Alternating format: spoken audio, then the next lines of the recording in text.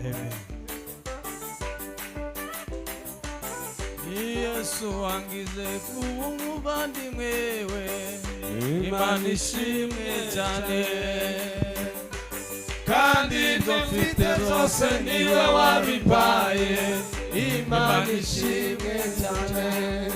Yesu wangize kuba umuvandimwe we, Imana ishimwe cyane, kandi ibyo mfite byose niwe wabimpaye, Imana ishimwe cyane. Kandi yarambabariye angiriye imbohore, yambiriye amaraso yo mu mutima we, ndanezerewe cyane kuko yancunguye, Imana ishimwe cyane. Kandi yarambabariye angiriye imbohore, yambiriye amaraso yo mu mutima we, ndanezerewe cyane kuko yancunguye, Imana ishimwe cyane. Ibyiza yakoze bifite mu mufasha, Imana ishimwe cyane. Niumfasha mu bintu byose bikomeye, Imana ishimwe cyane. Imibabaro yanjye yose nikwa izi, ahinduriye imibabaro ngwanezeze, Imana ishimwe kuko yumva amasengesho, Imana ishimwe cyane. Imibabaro yanjye yose nikwa izi, ahinduriye imibabaro ngwanezeze, Imana ishimwe kuko yumva amasengesho, Imana ishimwe cyane. Kumana mw'ijuru mfite umugabane, Imana ishimwe cyane. Umwanya muto tuzabona umunezero, Imana ishimwe cyane. Ijuru abera bazamurika nk'izuba, Yesu azatwambika ikamba ry'ubugingo, tumwitegure yuko azagaruka vuba, Imana ishimwe cyane. Ijuru abera bazamurika nk'izuba, Yesu azatwambika ikamba ry'ubugingo, tumwitegure yuko azagaruka vuba, Imana ishimwe cyane. Kumana mw'ijuru mfite umugabane, Imana ishimwe cyane. Umwanya muto tuzabona umunezero, Imana ishimwe cyane. Ijuru abera bazamurika nk'izuba, Yesu azatwambika ikamba ry'ubugingo, tumwitegure yuko azagaruka vuba, Imana ishimwe cyane. Ijuru abera bazamurika nk'izuba, Yesu azatwambika ikamba ry'ubugingo, tumwitegure yuko azagaruka vuba, Imana ishimwe cyane. Ibyiza umufasha, Imana ishimwe cyane. Umwanya muto tuzabona umunezero, Imana ishimwe cyane. Imibabaro yanjye yose nikwa iri, ahinduriye imibabaro ngwanezeze, Imana ishimwe yumva amasengesho, Imana ishimwe cyane.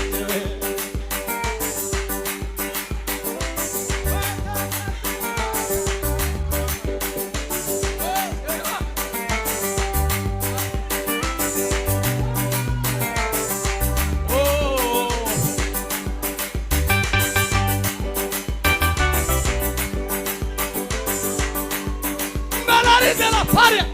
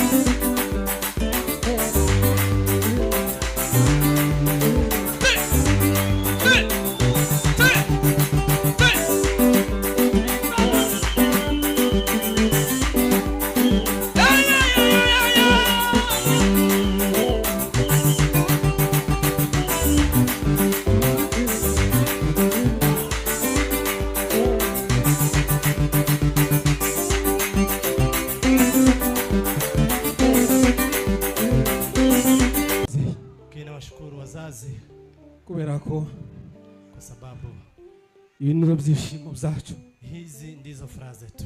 nuko Imana ibaturindira. Ili Mungu awalinde kwa ajili yetu. Reka dusabe Revera Tatumsi Reverend tumwegereza tukimkaribisha atugeza ijambo ry'Imana ili atufikishe neno la Mungu. Mbegu kunyagira neza Musa masina na ita mbega we mbegu kunyagira neza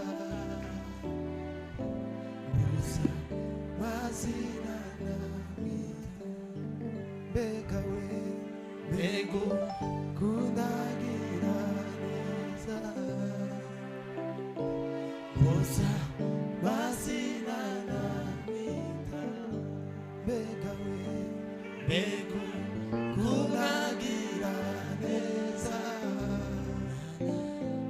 Musa masina na ita. Haleluya. Ubutumwa bwiza bwanditswe na Luka igice cya 11 n'umurongo wa mbere. Bene data Evangeliste Socrate adufashe. Evangelist atusaidie. Arasoma habiri, arasoma ubutumwa bwiza bwanditswe na Luka. Tasoma Luka igice cya 11 n'umurongo wa mbere, aje gusambana none asome urwandiko rw'Abatesalonike igice cya 5 umurongo. Urwandiko rwa mbere Paulo yandikiye Abatesalonike waraka wa kwanza wa Paulo kwa igice cya 5 umurongo wa 17. sura yake ya 5 mstari wa 7. Dusome ubutumwa bwiza bwa Yesu Kristo uko bwanditswe na Luka Umurongo wa mbere gusonyine 11 umurongo wa mbere. Mstari wa kwanza. Nuko ari ahantu hamwe asenga arangije umwe mu bigishwa be aramubwira ati aramubwira ati Databuja twigishe gusenga amen nuko Yohana yigishije abigishwa be amen. Haleluya. Haleluya. Rwandiko rwa mbere rwa Paulo yandikiye Abatesalonike waraka wa Paulo wa igice cya 5 umurongo wa 17. 5:17 Bibiliya iravuze iti musenge ubudasiba amen. Senga maana mwizina rya Yesu Kristo wa Nazareti. Tunashukuru asubuhi hii ambayo umetupa, asubuhi ya baraka, asubuhi yenye fanaka, asubuhi ya kushukuru na kusifu Mfalme. Tunakuja walioko kama hapa mbele zako ili tuweze kusifu jina lako na kulitukuza. Amen. Bwana tusaidie kwa kila jambo, kwa maana wewe ndiye utakayetuwezesha. Umesema utatuma Roho Mtakatifu na huyo ndiye msaidizi wetu atakayetusaidia kwa kila jambo ambalo tunaweza kulifanya nyumbani pako. Baba, endelea kuwa pamoja nasi tuliosimama mahali hapa mbele za watu. Hatuwezi jambo hata moja, lakini pamoja na Roho Mtakatifu tutawezeshwa kufanya kile ambacho umekikusudia ili tuweze kukifanya asubuhi hii. Baba, endelea kuwa pamoja na walioketi, wasaidie kwa kusikiza, wasaidie kwa kuweka kwa matendo kile ambacho kimekuja kama neno lako asubuhi hii ili kiweze kubadilisha maisha yetu. Tunashukuru kwa maana utaendelea kukemea kila pepo, kila nguvu za giza ambazo zinaweza kuinuka kinyume na neno lako, kinyume na watu hawa waliokaa hapa. Wape kutulia chini ya mkono wako hodari ili waweze kukisikiza kile ambacho umeweza kukikusudia na kuweza kukitaka asubuhi hii.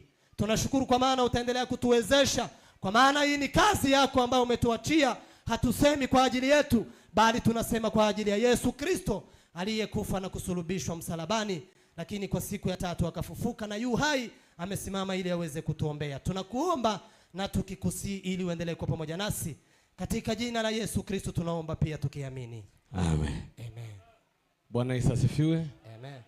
Turahimbaza ise umwami wacu Yesu Kristo uduhaye umwanya mwiza kitondo ciza. Mshukuru Mungu aliyetupa asubuhi njema. Waturinze namwe kabarinda. Ametulinda pia nanyi akawalinda. Nubwo changamoto zari nishi, kama changamoto zilikuwa nyingi. Hari benshi bagize ibibazo bitandukanye. Kuna ambao wamepatwa na matatizo mbalimbali. Ababuza babo. Wale ambao wamepoteza wao. Hari abagize ibibazo bibagoye baremereye. Wale ambao wamekuwa na matatizo. Hari mu nzinduko Imana yarabarinze mu rugendo. Wamesafiri, Mungu amewalinda safari. Imana yabikoze ihabwa icubahiro. Aliyefanya Mungu na apewe sifa. Imbaje kandi nanone umwanya mwiza Imana iduhaye. Mshukuru Mungu kwa muda huu mzuri aliyetupa. Kugira ngo tubashe kuganira ijambo ry'Imana. Ili tuweze kulichangia neno la Mungu. Sisi babiteguye nabo Imana ngishubahiro. Na wale ambao wameandaa Mungu pia awabariki.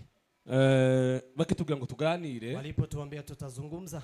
Nakemwe amagambo abiri. Nimeweza kutamani maneno mawili. Ariko rimwe ryo riganza irindi. lakini moja ndilo likaja kusukuma lingine. Natekereje ijambo ryo kugendana n'Imana. Nimeweza kulifikiria neno la kutembea na Mungu. Ndetse ndaritegura cyane ribari mwanya muri ndasengera. Kuliandaa sana hata limeandikwa. Ariko ngeze hagati numva haje mu ijambo ryo kugira ngo tuganire ijuru yo gusenga. Lakini nilipofika katikati ikakuja neno kusema kuomba. Kandi sibwo bwa mbere tuganira ijuru gusenga. Na si mara ya kwanza kuzungumzia kuomba. Sinawe mwanyuma tuganira ijuru gusenga. Na si mara ya mwisho kuzungumza kuomba. Kuko gusenga maana maombi ni ikintu cy'ingezi mu buzima bwa Kristo. Kuomba ni kitu cha dhamani kwa maisha ya Mkristo. Imana kubona abasore. Shukuru Mungu kuona vijana hawa. Twarabanye Kamembe twaratarama. Tumekaa na wao Kamembe. Mubo twiratana nabo bababamo. Kwa wale ambao tunajivunia pia na wao pia wao. N'abana twarezwe kibatoya. Watoto ambao tumewalea tukawalea. Nibuka amagambo twavuganye nabo giye tukutandukana tugiye kwimuka. Nakumbuka maneno tuliyozungumza nao tukihama. Barabikomeje. Na wameendelea kushikamana. Ababene data bombi tukeze kutubonana. Sisi turabana. Tumewahi kuonana. Ariko muhumure kuva twatandukana n'ubwo bwa mbere tubonanye. Lakini muhumure ndio mara ya kwanza twasenganaga mu kanisa. Kwa tunashiriki kwa kanisa moja. Kandi twatangiriye nose. Na tumefanya mambo Imana ishimwe ko mwakomeje umurimo. Mungu asifiwe kwa mmeendelea na kandi muzokomeza. Na muendelee. Urugendo ntago rworoshe. Hii safari si nyepesi. Ariko hamwe na Yesu tuzonesha. Lakini pamoja na Yesu tutashinda. Amen. Amen. Nishimye kubabona kabisa nanje ndabakiriye. Nimefurahi kuwaona. Hallelujah. Amen. Buri mwanya ngiye gukora ibintu bibiri. Tafanya mambo mawili. Tugiye kutaragana ijambo ry'Imana niba rumenga ari hafi. Kabla kuzungumza neno. Ufite ko nkumbura gasore. Nimesikia kwa nimetamani gasore tuwe nka dushaka gasore. Hiyo ya gasore. Shakire gasore. Tafute gasore. Nanye muto yankiminota kingahe nitumara tuganire. Alafu tuweze kuzungumza. Muri ijambo ryo gusenga. Neno kuomba. Imana ni inyemerera. Mungu akikubali. Ndavuga mu amagambo ane. Nitazungumza maneno manne. Jambo rya mbere. Neno la kwanza. Turabazanya ngo se gusenga ni. Taulizana je kuomba ni nini? Jambo rya kabiri. Neno la pili. Tubwirane uburyo bwo gusenga n'ubuhe. Tuambiane namna ya kuomba ni ipi. Jambo rya gatatu. Tatu. Tubwirane impamvu zituma dusenga. Tuambiane sababu za kuomba Mungu. Nibyo kutukundira ubwa nyuma. Na mwisho itukubali. Tuvuge inyungu zizaziva mu gusenga. Tuseme faida zinazotokana na kuomba. Nayo magamba mene turubugana. Ni maneno manne tutakayozungumza. Imana nje kumbeza umwana. Mungu akitupa muda. Narivuze ngo turaganira turabazanya ngo se gusenga ni. Taulizana je kuomba ni nini? Ese uburyo bwiza bwo gusenga n'ubuhe. Namna nzuri ya kuomba ni upi? Impamvu zituma dusenga ni zipi? Sababu za kuomba ni zipi? Hanyuma tuje kuvuga ku nyungu ziva gusenga. Alafu tuweze kuzungumza faida. Nayo magamba ni Imana nimfasha kavuga rimwe cyangwa bibiri. Mungu akitusaidia sana moja ama mbili. Tukavuga yose. Ama tukiyasema yote. Navyo ni byiza. Nayo pia ni vizuri. Niba gasore yabonetse. Kama gasore imepatikana. Kandi bataraboneka tube turatangire kuganira. Kama hajapatikana tuendelee kuzungumza. Amen.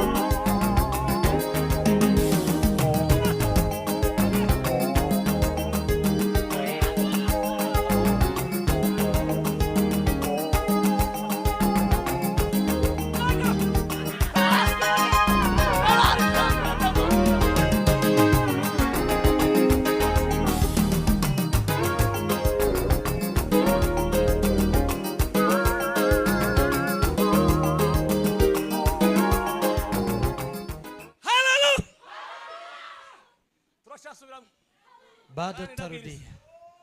Haleluya. Haleluya. Uri Imana Mana wabaye Imana. Wewe ni Mungu, umekuwa Mungu. Narakubonye Mana. Nimekuona Mungu. Narakubonye. Nimekuona Mungu. Narakubonye. Nimekuona Mungu. Narakubonye Data. Nimekuona Bwana. Narakubonye Rurema. Nimekuona Bwana. Nabonye imbaraga zawe. Nimeziona nguvu zako. Nabonye ineza yawe. Nimeona neema yako. Nabonye urukundo rwawe. Nimeona upendo wako. Nabonye kugira neza. Nimeona kutenda wewe. Imana. Mungu. Uri gutangira handi awageze. Subira mu bundi bwanye nimara. Kiri Urudie tena uanzilie. Subira.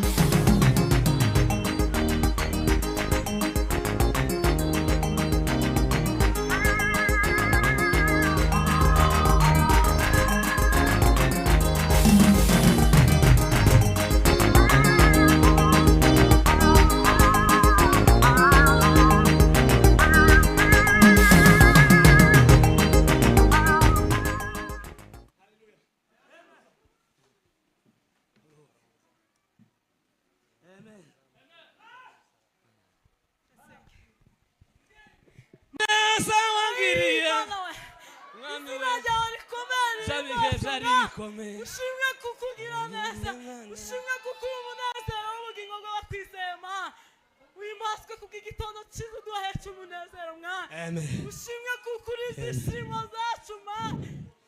Mana we, Mana nzagushimisha umutima wanje. Haleluya, haleluya, haleluya. Zavuga ibigwi by'amaboko yawe. Tugiye kumva ijambo ryawe ma, tugiye kumva umutima w'imitima y'abaremerewe mwami ma.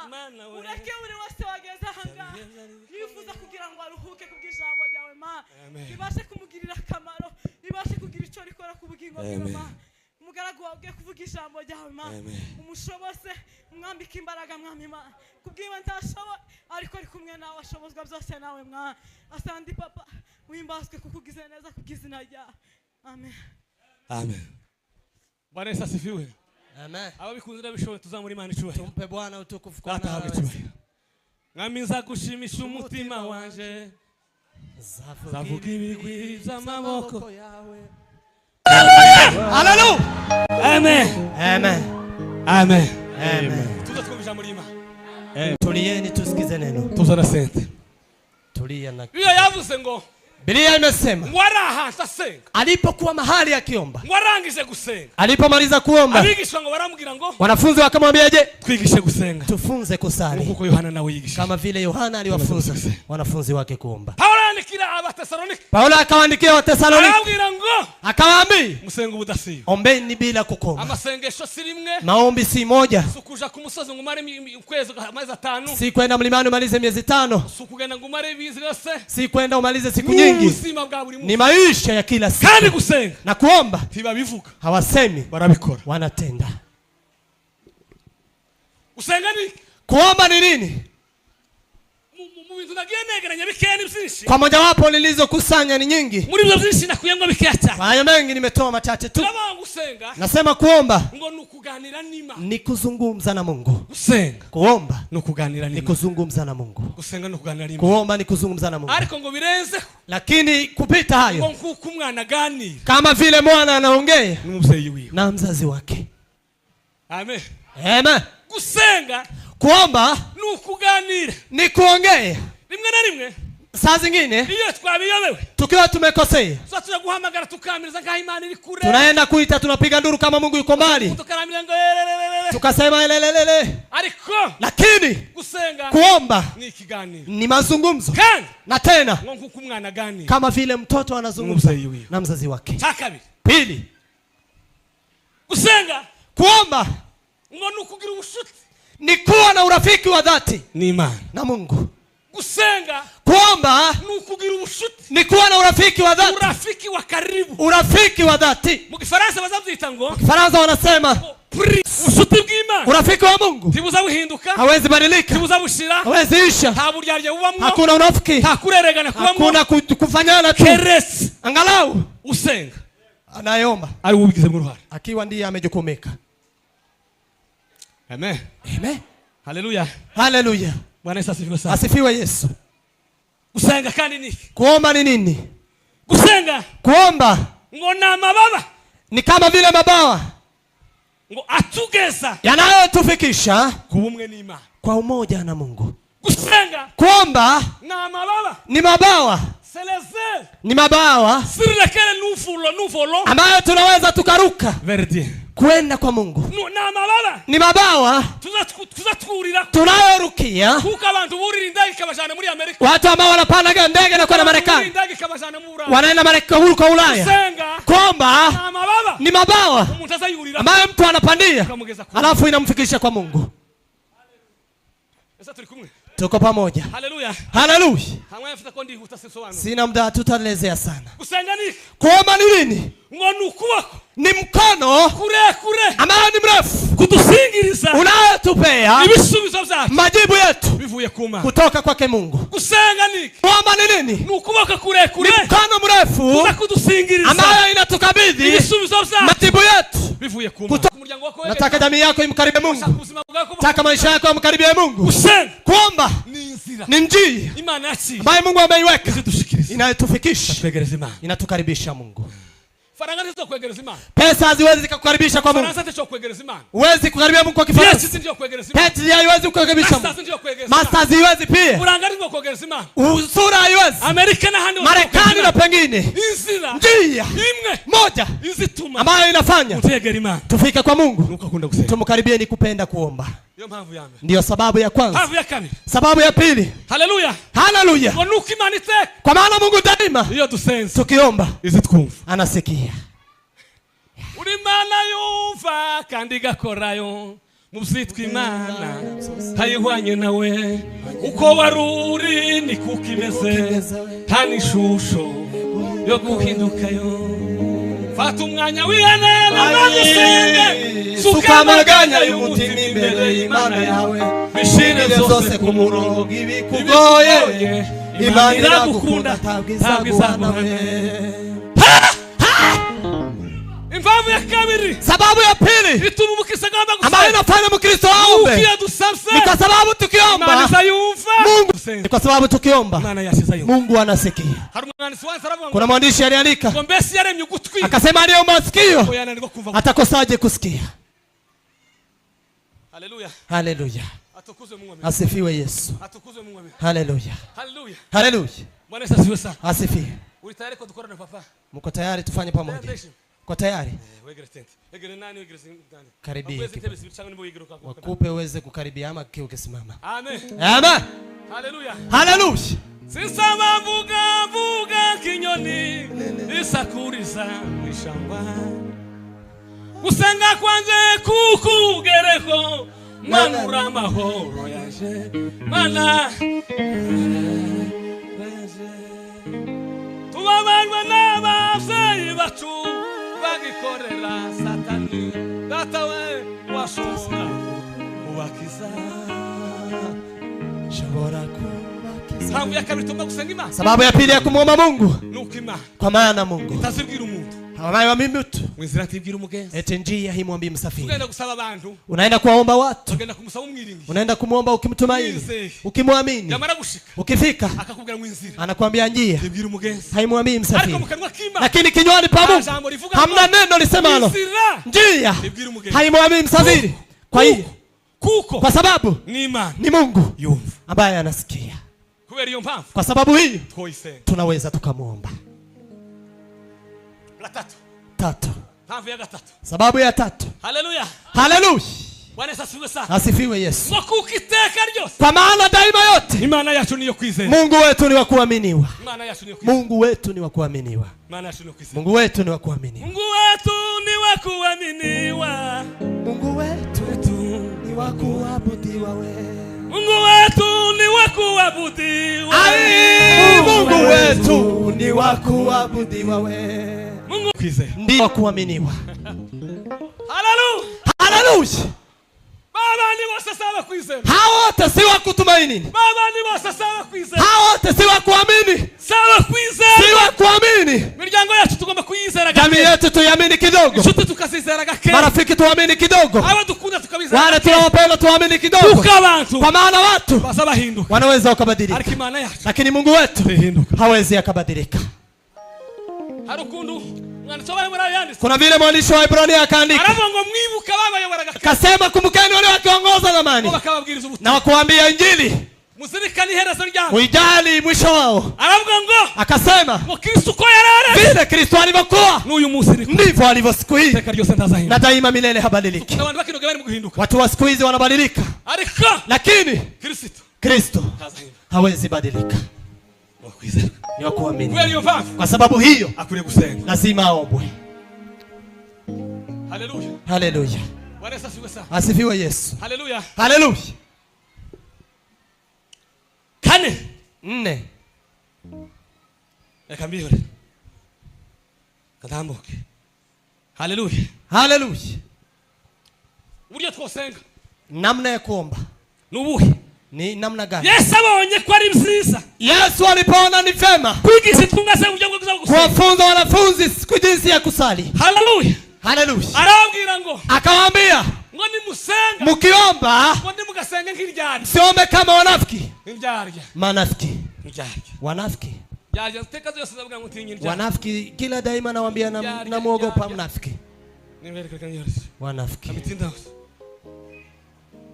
Ni musenga. Mukiomba timukaza musenga nk'iryari. Msiombe kama wanafiki. Avuga uburyo bwera kuri bine bwo gusenga. Kasema namna 4 ya kuomba. Ngwasenga. Akiomba. Alipoomba. Wabigishwa baramubwira. Wanafunzi wakamwambia. Bigisha gusenga. Tufunze kuomba. Tufungo yari ahantu yiherera. Alikuwa pahali akiwa faragani. Akiwa pahali faragani. Kaenda kuomba. Inari mpango zise. Saa hii kuna mtindo imekuja ya kuomba. Abantu benshi. Watu wengi. Kama yandika kuri WhatsApp. Kaandika kwa WhatsApp. Kaandika kuri group. Kaandika kwa group. Akaandika gahamagara ifuti. Kaandika anapigia magroup. Yome ngaga musigara mahoro. Baki salama. Ngiye gusenga. Naenda kuomba. Namaliza siku 40. Kandi muri yo misi 40. Kwa siku 40. Sinzorya. Sitakula. Sinzonywa. Sinywi. Akazahamagara. Anapiga simu. Nimugoroba akakubita simu. Jioni anapiga simu. Hapa Mungu anafanya maajabu. Moto umewaka. Si hivyo. Si hivyo. Haikubaliwi. Yesu yaravuze ngo. So amesema. Namna ya kwanza kuomba. Nenda faragani. Uko mahali faragani. Pahali kumefichwa.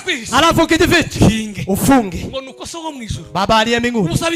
Anayesikia walio. Ataanza. Akusikie. Usitangaze. Usitangaze. Usitangaze. Nenda kwa faragani. Nenda wewe na Mungu. Nyakati za kukaa na Mungu peke yako. Nyakati za kukaa na Mungu peke yako. Haleluya. Haleluya.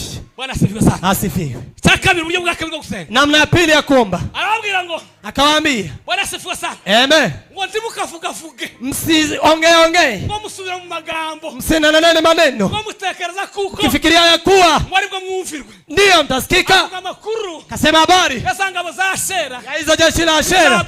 Na Zabari. Wali kumwe kuna Elia kumusozi. Walikuwa na Elia katika mlima. Wakaomba. Wakakatakata. Wakasimama. Wakasema Mungu wao. Mungu wao hakusikia. Jioni Elia akawaambia tokeni hapa. Usiongeongee. Kwa maana Mungu. Daudi amesema wewe umeniangalia na kunichunguza. Unajua kukaa kwangu. Unajua kusoma kwangu. Neno kabla kwa ulimi. Wewe umelijua. Unajua zamani sana kwa kitabu chako. Umeandikwa siku zangu kabla kuwekwa hata mmoja. Anakujua. Anajua majina yako. Ndio maana hufai kupiga kelele. Sema ukiamini. Usisirudi kwa maneno. Kwa sababu anasikia. Amen. Amen. Hallelujah. Hallelujah. Hallelujah. Hallelujah. Hallelujah. Hallelujah. Hallelujah. Hallelujah. Usenga wize. Omba ukiamini. Gatatu. 3. Buryo bwiza gusenga. Namna nzuri ya kuomba. Nguzuje imbere y'Imana. Nefupi. Hallelujah. Hallelujah.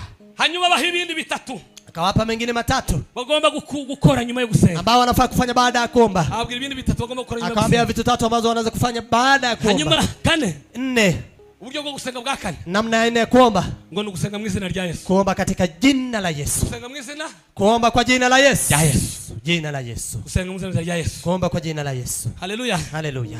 Bwana Yesu asifiwe sana. Asifiwe Yesu. Kugira ngo tuchunguze umwanya, Ili tuende kwa kasi, reka twihute. tuende haraka. Impamvu rero Sababu zituma dusenga zinazotufanya tuombe, nari maze kuzivuga. kwani nimeshasema. Haleluya. Haleluya. Mfite kwizera Bizagikora we. hari sayambwiye ndi ku musozi nsenga ya, Mfite kwizera bazagikora, kuko Imana ntiyashizweho n'ama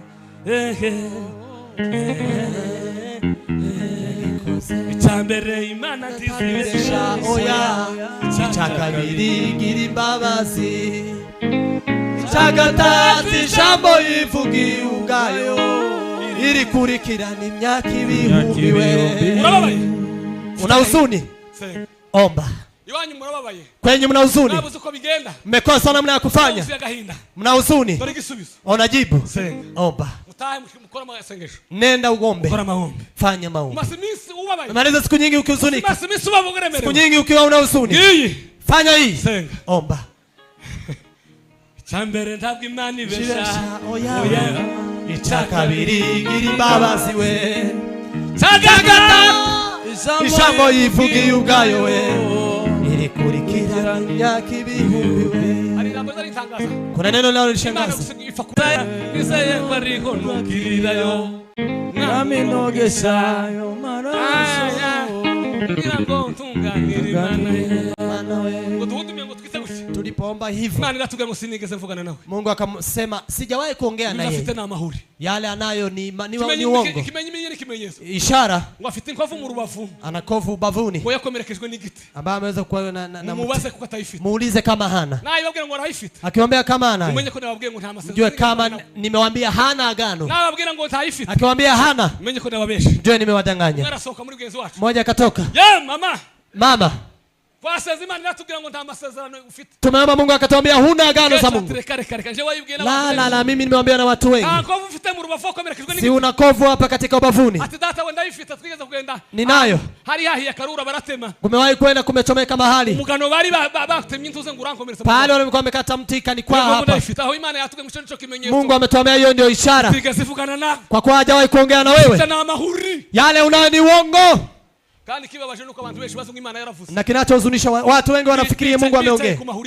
Wanakaa kwa mambo ya uongo na Mungu hajasema. Kwa maana sauti zote anayosema si ya Mungu.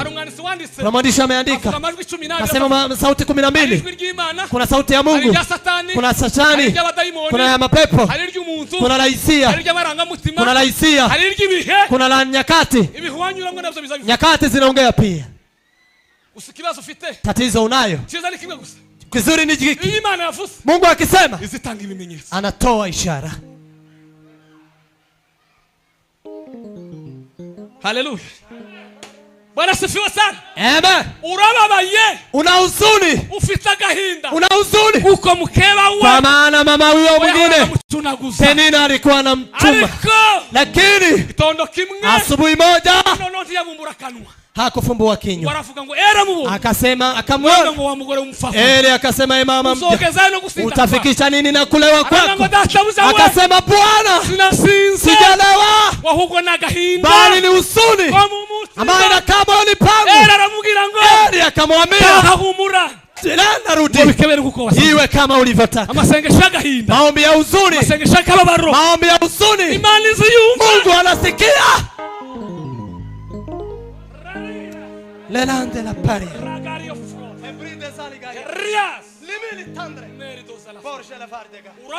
Una huzuni? Kwani kuna huzuni? Una huzuni? Ndio njia moja. Omba Mungu. Mungu anasikia. Amen. Hallelujah. Hallelujah. Hallelujah. Hallelujah. Hallelujah. Hallelujah. Hallelujah. Bwana asifiwe. Asifiwe Yesu. Daudi igeze kugira hinda. Daudi amewahi kuwa na huzuni. Somera Zaburi ya 85. Somea Zaburi ya 85. Daudi. Tusome sikia huzuni ya Daudi. 86 murongo wa mbere. 86 mstari wa kwanza Zaburi. Tusikie huzuni ya Daudi. Esa turi kumwe. Tuko pamoja. Minota yanjye nayikoresha neza. Dakika tutatumia vizuri. Sanzwe nkoresha ikigenga gitambutse ariko none sinibwo gitambutse. Leo atupitishi. Nigisheka ntararangiza ndarakira ngaho. Tutaachia hapo. 86 86 murongo wa mbere. Uwiteka ntegera ugutwi unsubize, kuko ndi umunyamibabaro n'umukene. Amen. Amen. Aravuga Daudi. Akasema Daudi, Uwiteka we. Bwana, tegera ugutwi kwanza. utege sikio lako. Kuko ndi umunyamibabaro. Kwa maana mimi ni mwenye maskini. Umuki. Mimi ni maskini.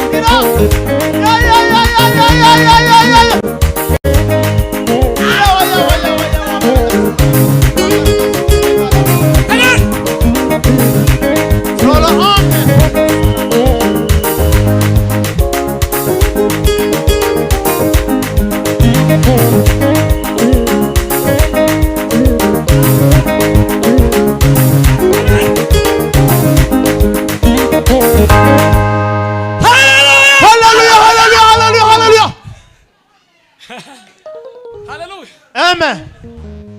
Bwana siwe sana. Ahimidiwe Yesu. Hallelujah. Amen. Inyungu ziva mu gusenga. Faida za kuomba. Inyungu ziva mu gusenga. Faida zinazotokana na kuomba. Tembea. Tembea Tembea Mwokozi. Tembea naye. Subuhi tembea. Tembea. Tembea naye Mwokozi, tembea na Yesu. Jioni tembea. Tembea, tembea naye Mwokozi, tembea na Yesu. Asubuhi Ninaamka na Yesu, ninashukuru. nashukuru. Kwa mapenzi yake Bwana uniamsha. Tembea, tembea naye Mwokozi, tembea na Yesu. Nize inyungu ziva mu gusenga. Ni faida zipi zinazotokana na kuomba? Inyungu ziva mu gusenga. Faida zitokanazo na kuomba. Hallelujah. Hallelujah. Bwana asifiwe sana. Asifiwe Yesu. Mathayo 6:11. Inyungu yambe. Faida ya kwanza, Iyo dusense. tukiomba Imani ziduha. Mungu anatupa Tukenye. yale tunayohitaji, Tutwifuza. yale tunayotaka Nizo dushaka. na yale tunayopenda. Biblia iravuga ngo uduhe none Uduyeno. ibyo kurya byacu by'uyu munsi. Amen. Amen. Amen. Hallelujah. Haleluya. Aba Filipi. Wa Filipi Igice cya karindwi kuri gatandatu, kuri gatandatu kuri karindwi. 4:6 mpaka Imani 7. ziduha izo dushaka zose. Mungu anatupa tamanio Hari zetu. ubukene mufite wawe. Una umaskini kwenyu, Hari ubukene ufite mu mutima. kunayo maskini moyoni, Senga Imana. omba Mungu, Imana zibita. Mungu anatoa. Ntimukiganyire, ntimukagire icyo mwiganyira, Timukagira icyo mwiganya. ahubwo ibyo mushaka byose Ahubwo ibyo mushaka byose. bimenywe n'Imana, Bimenywe n'Imana. mubisabiye, Mubisabire. mubyigingiye, Muzingingire. mushima. Nimumara mushime. Amen. Timukagira icyo mwiganya cyose. Msilie kwa jambo, Ahubwo ibyo mushaka byose. bali mnayotaka yote Mubibwire Imana. ambieni Mungu. Mubisabire. Ati Kuko yavuze ati namuzaranya uyu gahinda mwana namuzaranya gahinda. 10. Yabesi atakambira Imana ya Isiraheli Yabesi atakambira Imana ya Isiraheli. ati Arabwira ati icyambuka mu mugisha rwose, ijambo rya mbere cyambuka mu gishamana. ukagura imbago yanjye, Ishaka kabiri ukagura imbago yanjye. kandi ukuboko kwawe Cyangwa kukabana tatu ukuboko nanjye, kwawe kwabana nanjye. ukandinda ibyago Cyakane ukandinda ibyago. ntibimbabaze. Tibimbabaze. Nuko Imana imuha Nuko Imana imuha kuko yabisabye zose. Amen. Amen. Amen. Hallelujah. Haleluya. Yabesi. Yabesi Ngo yarushaga bene si cyubahiro. alikuwa na utukufu mbele za ndugu Ariko zake. nyina Mamake ngo yari yaramuzaranya gahinda. alikuwa amemzaa kwa huzuni. Amaze kubimenya. Alipojua hayo, Yabesi arasenga. Yabesi akaomba, Abwira Imana. akamwambia Mungu, Asaba Imana amagambane. akaambia Mungu maneno Jambo mengi. rya mbere. Neno la kwanza Abwira Imana. akaambia Mungu, Aravuga ngo Imana we. kasema Mungu, Icamba. ingelipa Ukampa umugisha. unipe baraka. Cya kabiri. Pili, Ukagura imbago zanjye. uweze Amen. Amen. Aze mureke guhumura. Faridi. Nize theology nzi. Nimesoma theology. Narayize. Najua umeleta. Nagikishije n'umudokiteri. Na nimefunzwa na daktari. Emeritic. Ndiye amenifunza umeleta. Ikananirana. Lakini saa zingine Amen. nashindana. Amen. Kwa nuva mutima wanje hamefurika. Nubundi ko nagenda mifunga funga. Kubera Imana yampaye ubwenge. Kwa sababu Mungu amenipa hekima. Ubwenge ni gafurere w'ibintu zose. Hekima ni ya kila kitu. Narivuze ngo inyungu ya mbere. Kwa nimesema faida ya kwanza, Tufunguke dusenze. tukifaidika tukiomba, Imana ziduka. Mungu anatupa Dusabse. yale unaweza kuwa vizuri. Unanyoka vizuri. Zikabanye mbamba. Ndia inakuwa nyembamba. Umutima uyunusha. Isiri karamba. maze ngacogozwa na byinshi nibuka umusiza uzaza kuri twe tuzaruki teka ryose ntabwo ari inzira yoroshe ntabwo ari inzira ni jinsi ni njia inayotusaidia kuweza kutengeneza vizuri, kuboresha ubusabane bwacu n'Imana. Amasengesho ni inzira yoroshe izidufasha umuntu kuboresha kutengeneza uhusiano wake na Mungu. Amen. Haleluya. Haleluya. Mtu akikwambia ni rafiki, angalia kwa mambo mawili. Kama haipo, mnatembea tu pamoja, ni kutembea tu pamoja, hampendani. Mtu akikwambia anakupenda, nasema mnapendana. Vipimo ni viwili. Kipimo cha kwanza ni vile mna uhusiano wenu. Pili ni vile mnachangia mambo yenu. Mtu akikudanganya eti anakupenda, hawezi kukutembelea, hawezi kukusaidia, huyo mnatembea pamoja, itaisha. Lakini kuomba ni njia izidufasha kugira ubusabane bwiza bw'umuntu n'Imana. Tu anakuwa uhusiano, tu anakuwa rafiki wa karibu, anakuwa karibu wa rafiki. Mungu amekuwa na Daniel. Daniel alikuwa mtu anapenda kuomba. Siku moja baada ya siku 21 akakaa kujibiwa. Lakini alipotaka kujibiwa, Gabriel amekuja akamsalimu. Salimu aliyomsalimu akamwambia, Daniel, mume anayependwa na Mungu inaboresha. Amen. Amen. Ongeza kidogo tu.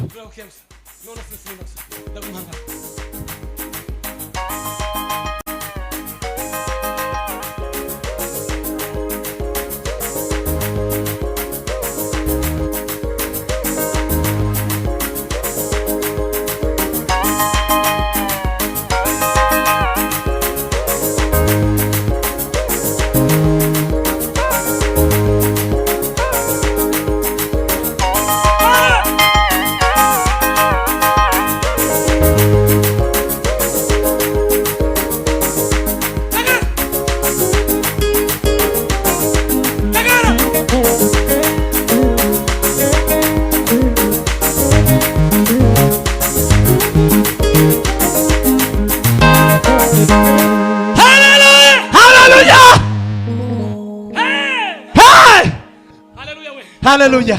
Haleluya. Haleluya. Tatu. Nyumba ya gatatu. Faida ya tatu. Ngo bitwinjiza. Inatuingiza ngo mu murimo w'Imana neza. Kwa kazi ya Mungu vizuri. Bitugira gute? Natufanyaje? Bitwinjiza neza. Inatuingiza vizuri kwa kazi ya Mungu. Naona watu wengi wanafanya makazi ya Mungu wakisitasita. Wameingia wakisitasita, wakisema watu wa mchango. Anafanya ni kama mtu ambaye amefanya. Uwanja unalipwa, haimwangalii. Leo anatoa na kesho inamshinda. Amen. Amen. Haleluya. Wakifanya hivi anaenda akitikika. Kila jambo anaenda akisukumwa. Anaenda pole pole. Kasema ana deni ya pesa. Kwa pesa aliyokuwa nayo, nikimpa yote ningelibaki na 1000. Kasema sina pesa. Mmoja wapo ya watu ambao wana pesa kidogo. Lakini siombi. Siombi. Siombi. Lakini haleluya. Haleluya. Akaniambia akilia sana. Kamwambia niambie. Nipe pesa yako. Kamtumia. Nikabaki na shilingi 320. Ndiyo pesa nimebaki nayo. Nikampa. Amenipigia akaniambia umefanya vizuri. Watoto walikuwa wamekataa kupewa, lakini wameenda wakawapa. Nikafurahi. Kamwambia hiyo ndio Wakristo wanafanya. Tusiposaidiana kwa hicho ni kudanganya. Ni kama kukata.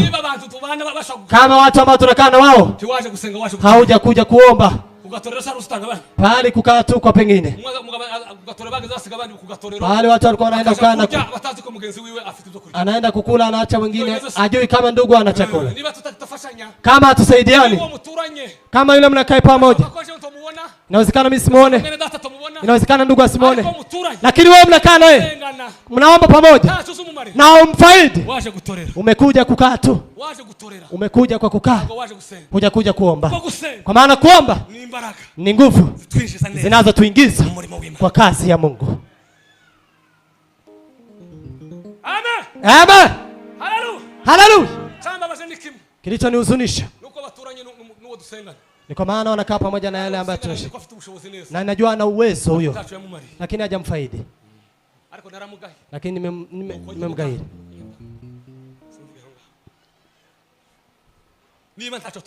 Kama hatufaidiani katika assembly, tumekuja kukaa tu.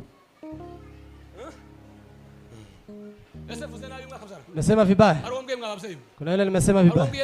Kuna yule nimeambia vibaya? Mvumilie. Amen. Amen. Haleluya. Haleluya.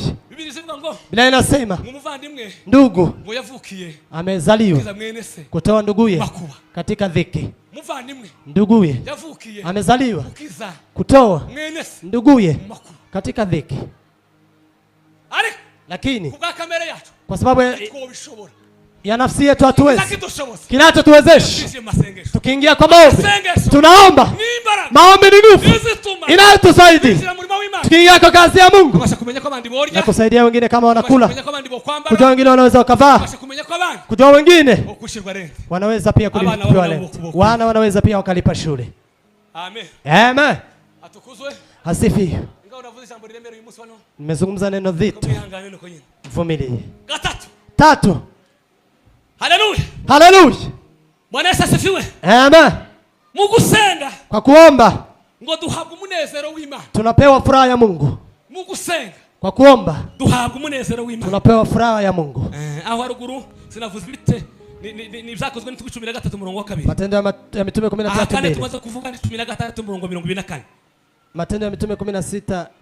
Duhabwe umunezero w'Imana. Tunapewa furaha ya Mungu. Ubutumwa bwiza bwa Msema Yohana. Injili kama ilivyoandikwa na Yohana 16:24.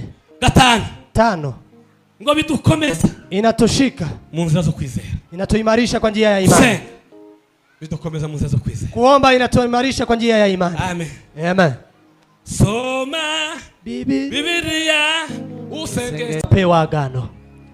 Amen. Amen. Haleluya. Haleluya. Mugusanga, kwa kuomba dukomeza nzira ya kwizera, tunaendelea kuimarika na njia ya imani. Tunahabwa amasezerano, tunapewa agano, tunapewa agano, tunapewa agano, agano. Sisi nimewambia na kivale Mungu amenigawia. Wale tulikuwa nao jioni nimewambia hii Ijumaa, hii Ijumaa kesha tumekuwa na kivale. Kasikia nimefurahi, kasikia karibu kufa. Mnaona mtu karibu kufa vile mro unasikia pumzi karibu kuishi. Nikasema na kufa bila kuaga watoto na mtoto, lakini naenda mbinguni. Amen. Amen. Wamehudumia, wakahudumia, kahudumia, tukahudumia, kahudumia. Kuna saa zingine unahudumia wani Mungu, muone kama yuko barabara, unaona mnakaa na yeye. Siku anasikia Mungu kama yuko, nilikuwa anamwambia tukikaa, mwambie Mungu, Mungu jioni na furahi. Yesu amefanya vyema. Nimefaidika na ombi lingine na kumsifu Mungu. Na nasifu Mungu kwa mambo yote. Usifiwe kwa kuwa umenipa wokovu. Ngalitoka wapi? Wapi? Bizimana. Historia yake. Lakini usifu kwa sababu umenipa wokovu. Nimeshukuru. Ushukuru kwa kuwa umenipa wokovu. Bakomeye ahari dinobibuswe. Basi ubugingo we. Akabiri. Pili. Haleluya. Haleluya. Aya kabiri kanyihore ni ya gatatu. Ewe na yanje mutima waje. Hiyo ni moyo. Lakini Bwana amenigawia. Aragahora yarangabi. Aishi daima. Yarangabi yesho mundi. Amenigawia na kivala. Yarangabi. Amenigawia tena. urufuka mu mwo sasa abatipe bishe gahunda Sasa. urunge ngo nijyango Amen.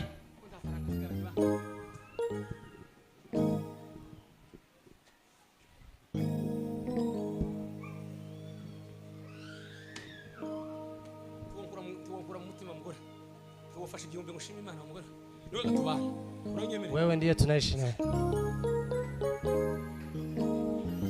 hanyuma tazi igihumbi cyo gushima Imana kuyambaye Nimetoa 1000 ya kushukuru Mungu kwa maana amenipa wokovu.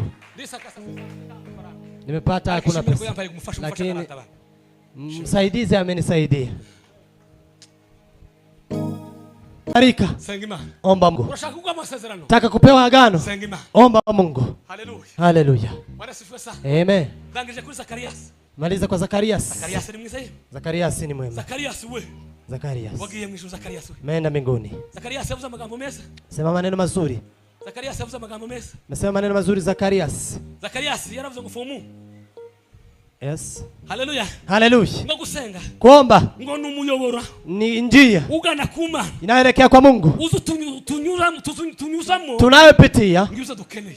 Tunayopitisha Kusenga. kuomba Ngo numuyoboro. ni njia Ugana kumana. inayoelekea kwa Mungu. Tunyuzamo. Ambayo tunapitisha. Ngizo dukeneye. Tunayotamani. Avuga ijambo rya kabiri. Kasema neno la Ngo pili. gusenga. Kuomba Ngo nukuboko. ni mkono Kuza kudusingiriza. ambayo inatupea Imana itufukinyikiye. kwa yale Mungu Imana ametuwekea. igize gute? Yale Mungu Hari ametuwekea. Imana igufunyikiye. Kuna yale Mungu amekuwekea. Hari Imana igufunyikiye. Kuna yale Mungu amekuwekea. Bafunyikiye abana. Amewekea Mungu. Abandi bafunyikiye amafaranga. Wengine pesa. Abandi bafunyikiye visa. Wengine visa. Abandi bafunyikiye. Wengine amewekea. Arika gusenga. Lakini kuomba Kuboko. ndiye mkono Kuza kudusingiriza. unayetupea Imana. yale Mungu Itufunyike mu kiganza. anayetuwekea mkononi mwake. Haleluya. Haleluya. Atukuzwe. Asifiwe. Gata. Gata. Asifiwe. Ijambo ry'Imana. Tumesema neno. Yavuze ngo yarahandase. Tumesema alikuwa pale akiomba. Wabikisha baramubwira. Wanafunzi wakamwambia tufunze kuomba. Uombe bila kukoma. Uzusenga. Unaomba. Weruka gusenga. Umewahi kuomba Haba tena? amasengesho. Yes. Umutima wawe haba amasengesho. Moyo wako kuna maombi. Uzawiherana n'Imana. Unaenda faragani kuomba na Mungu. Weruka gusenga. Ni lini umekuwa kuomba maombi? Lini ulikuwa kwa maombi? Kwa protector unaomba. Usiku unaomba. Asubuhi unaomba. Kienda kulala unaomba. Shetani yakukupiga. Unakumbuka kuomba. Majaribu yakija. Unakumbuka kuomba. Omba. Omba utakosa jambo.